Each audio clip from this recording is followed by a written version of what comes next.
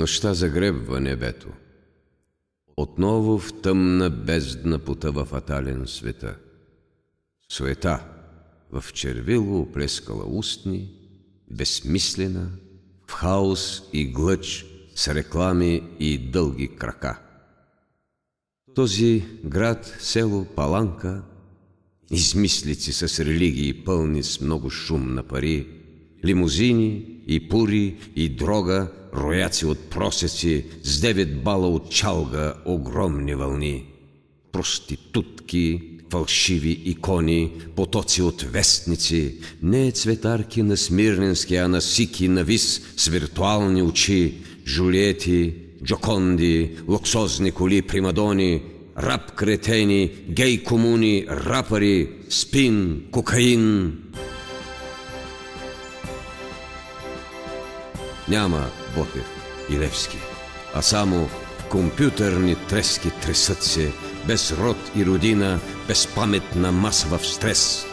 Вече никой не пее за тебе, мила родино, и върви този гладен народ, изроден, и нови критерии, мерки на чужди държави, измерваме с криви аршини съдбата на новия ден. Папски нунций диктува порядки и нрави, алиансът на НАТО и папата днес ни е фен.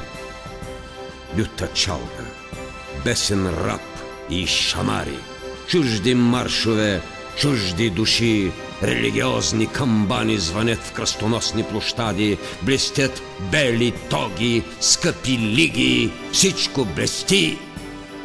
Козлодо и да го няма, с него не сме европейци, с прост и обречен безмозъчен робски народ. Няма Вазов, Борис Христов, история, поети, няма Майстора, Бешков, Алеко, Паисий, Потоп. Свободно живее, но тъжна е нашата песен. 100 ракети ще срежем на пук на бедняшкия ден. Варшавския договор свърши и в НАТО на есен с маршова стъпка ще влезем с Трабантов подем. Балканът гордо сал той симета и славно, изправил в небето гранитно замряла снага, на север с пролет препасал вековна забрава, а на юг в траур гора от нарочни пожари невидима, скрита от майска красива мъгла. Всяка нощ, вече 10 години безкрайни, сякаш миг във вселената, този живот тъй нарочен, объркан, обречен, порочен, наш единствен лъжовен, безмилостен, кратък живот. Да заспиш ли? Небето посърна отново. Страх и радост на изток проникват от новия ден. Да заспиш ли в кръговрата, лъжове? Отново или вечно буден на блатото човешко напук да останеш в плен?